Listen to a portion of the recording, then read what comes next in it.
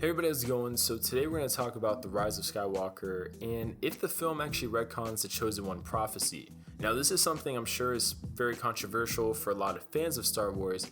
In Star Wars, The Phantom Menace, the prophecy of the Chosen One was revealed, and just recently actually, Lucasfilm revealed the actual text of it, which says, "A chosen one shall come, born of no father, and through him ultimate balance in the Force will be restored."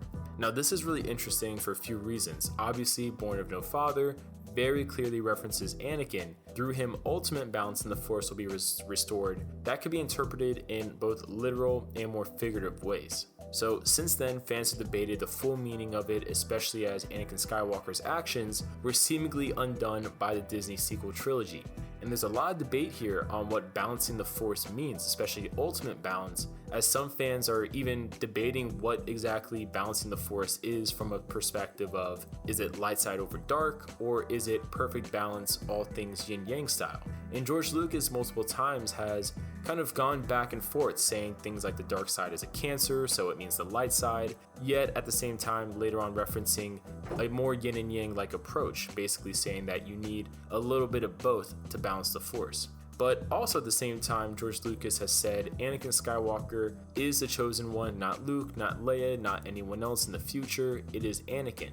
The Star Wars Visual Dictionary for The Last Jedi confirms that the prophecy is referring to the destruction of the Sith, but not the destruction of the dark side of the Force, which is a little bit confusing since the Sith were technically not destroyed at all, as shown in The Rise of Skywalker, which many fans were angry about in the first place, as Rey Palpatine instead is the chosen one based on literal actions. And it's really confusing because Anakin himself tells Rey in The Rise of Skywalker to bring balance to the Force as he did. So that makes it sound like the Force was balanced, but it doesn't really make sense at the same time because the First Order was basically the Empire. Technically, ruled by Snoke, who was a puppet of Palpatine, it didn't really change anything from the original trilogy. You, at the end of the day, still had the Empire, aka the First Order, which was ridiculously powerful in unbalancing the galaxy from a political standpoint, and then you had the Emperor still around, whether it was Snoke acting as the Emperor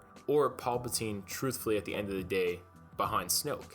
The whole thing is just rather confusing. Now, one possibility comes from the novel Guardian of the Wills, which compares balance in the Force to a moment between breaths, which in essence makes it all sound very temporary, basically that the Force will always be in flux, always need balancing, which is also a popularly held theory regarding the Force. But it still makes for a messy situation where the sole individual for unbalancing the Force, such as Palpatine, was defeated but then shockingly not defeated the whole time. So along with the First Order basically being the Empire, it feels like Lucasfilm made Anakin's actions a pause button more so than an actual balancing action towards the greater universe. However, this is where it gets interesting. So it says ultimate balance in the Force will be restored through him.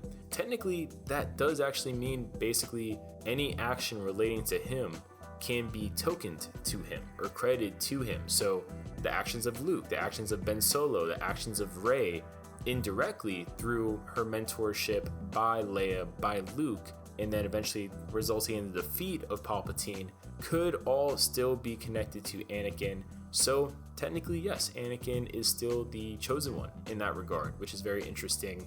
And you can further enforce that argument by saying Anakin's actions created the environment that allowed for Luke, Leia, eventually Rey, to defeat Palpatine. But it's really interesting. Leave your comments down below. You can debate this forever. I'm really interested in seeing the comments actually about this.